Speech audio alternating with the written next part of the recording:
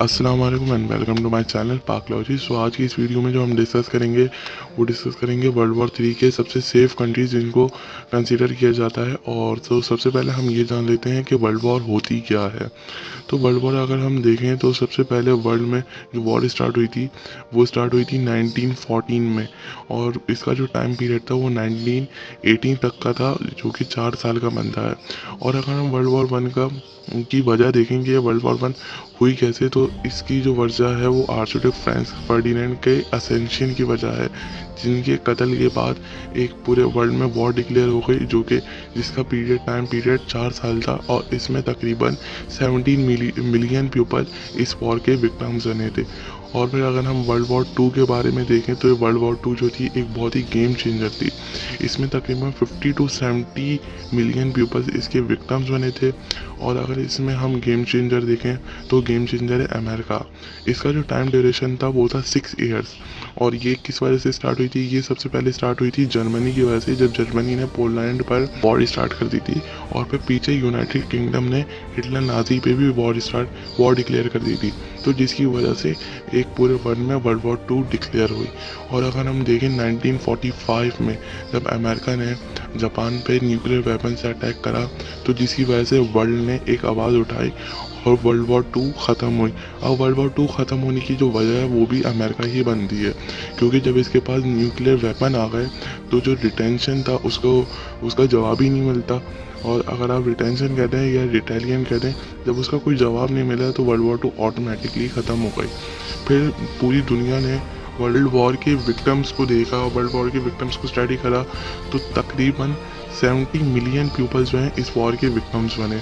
और फिर world war 2 जैसे ही वर्ल्ड के कंट्रीज़ ने ये जो न्यूक्लियर वेपन था इसके बारे में स्टडी करी, और अगले ही 10 सालों में तकरीबन 1000 न्यूक्लियर वेपन रेडी हो गए। अगर हम आज के ज़माने में total amount of nuclear weapon देखें तो हमें मिलता है 16,300 total amount of nuclear weapon है, जिसमें से 93% जो न्यूक्लियर वेपन है वो अमेरिका और रशिया के पास है। और इन दोनों के दरमियान एक ट्रीटी भी साइन हुई है जिसका नाम है आर्म्स रिडक्शन ट्रीटी, जिसके तहत ये अपने न्यूक्लियर वेपन रिड्यूस करेंगे, कम करेंगे। हम तो सबसे पहले हम ये जान लेते हैं कि वर्ल्ड वॉर 3 स्टार्ट कैसे होगी। अगर हम न्यूयॉर्क टाइम्स के मुताबिक देखें तो न्यूयॉर्क टाइम्स के मुताबिक वर्ल्ड वॉर 3 के जो 4 कंट्रीज़ हैं जिनकी वजह से ये स्टार्ट हो सकती है वो हैं अमेरिका, रशिया, क्योंकि इनके दरमियान जो एक कंपटीशन चलता आया है एक वॉर का, और एक आप ये कह लें कि वेपन्स जमा करने का और जदीद टेक्नोलॉजी का, तो इनके दरमियान एक वॉर स्टार्ट हो सकती है। और दूसरे जो कंट्रीज़ हैं वो इंडिया और पाकिस्तान है। इनके दरमियान अगर हम स्टडी करें तो इनके दरमियान तकरीबन 70 साल से वॉर चलती आ रही है, जिसमें से 3 वॉर्स हो चुकी हैं। अगर हम उनके डेट के मुताबिक देखें तो फर्स्ट वॉर जो थी वो 1949 पे स्टार्ट हुई थी, लेकिन वो बहुत छोटी वॉर थी।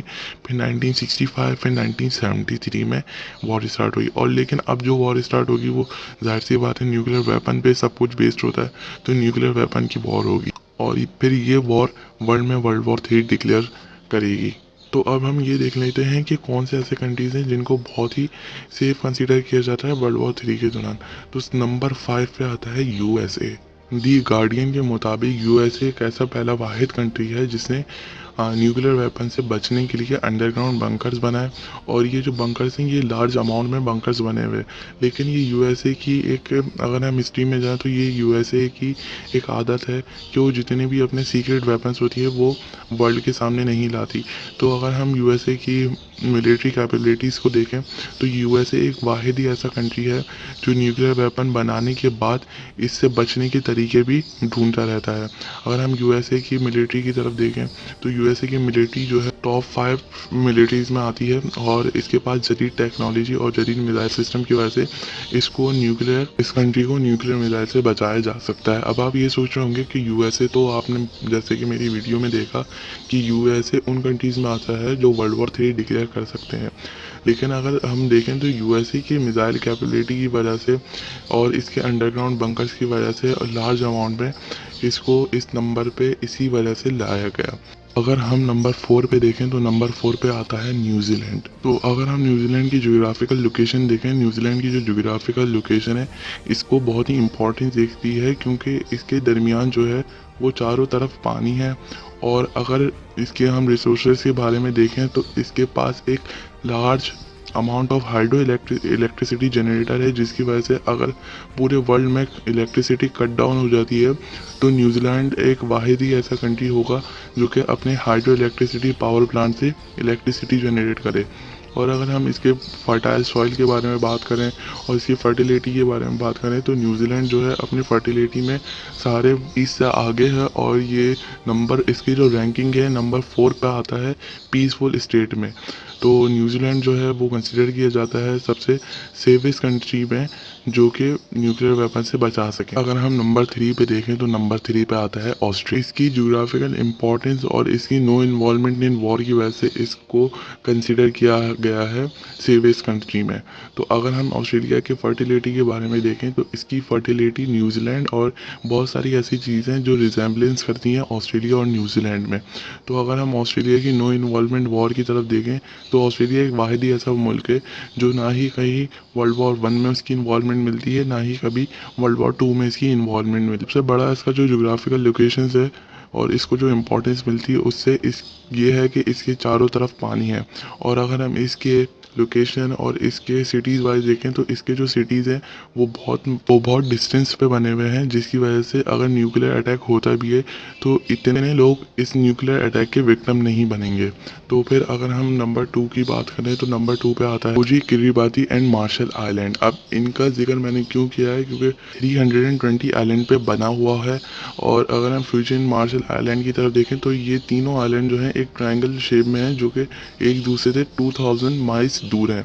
और फ्यूजी आइलैंड, मार्शल आइलैंड और किरिबाती आइलैंड एक टूरिज्म के डेस्टिनेशन है। और ये जो आइलैंड्स हैं ये सारे उन स्टेट से दूर है जिनके पास न्यूक्लियर वेपन है।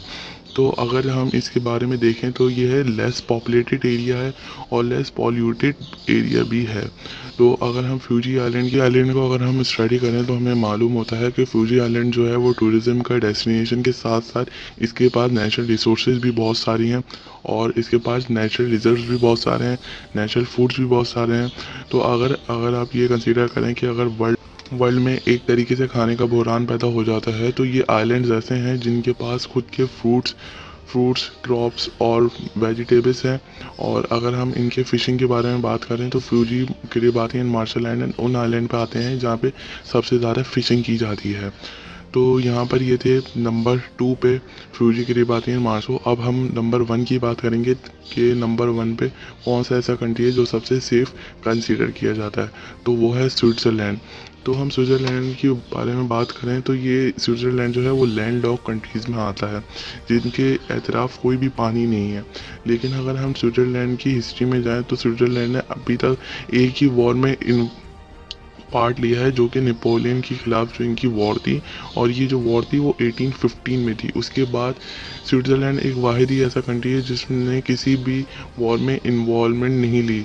और ये दो ऐसे कंट्रीज हमें मिलते हैं ऑस्ट्रेलिया एंड स्विट्ज़रलैंड जिसने अभी तक किसी भी वॉर में इन्वॉल्वमेंट ना लेने के साथ साथ ना ही किसी वर्ल्ड नेशन का हिस्सा है, यूरोपियन यूनियन का हिस्सा है। स्विट्ज़रलैंड एक टूरिज्म डेस्टिनेशन के और जोग्राफिकल लोकेशन जो है बहुत ही इंपॉर्टेंस रखती है। अगर न्यूक्लियर वेपन लैंड पे होता है तो इसकी माउंटेन पीक और हाईएस्ट माउंटेन रेंजेस की वजह से आप यहाँ से बच सकते हैं। और अगर हम स्विट्ज़रलैंड की इलेक्ट्रिसिटी और इसके नेचुरल रिजर्व्स के बारे में बात करें तो इसके पास नेचुरल रिजर्व्स और इलेक्ट्रिसिटी इतने हैं नहीं, लेकिन इसकी नो इन्वॉल्वमेंट इन वॉर और नो टेकिंग और यूरोपियन यूनियन इसको एक बहुत ही इंपॉर्टेंस देती है सेवियस कंट्रीज़ में। और इसकी अगर हम हिस्ट्री में जाएँ तो इसकी हिस्ट्री में हमें मालूम होता है कि स्विट्ज़रलैंड हमेशा न्यूट्रल रहा है, ना ही किसी वॉर में इन्वॉल्वमेंट है इसकी। और न्यूट्रल इस वजह से रहा है क्योंकि ये इसका आगे से आगे हाथ होता है कि किसी भी वॉर में पीस क्रिएट करना और उन दोनों ममालिक के दरमियान पीस हो जाए और जो वॉर थी वो ख़त्म हो जाए। सो अगर आपको वीडियो अच्छी लगी हो तो लाइक ज़रूर करें, कमेंट सेक्शन में अपनी राय का इज़हार ज़रूर दें। Thank you.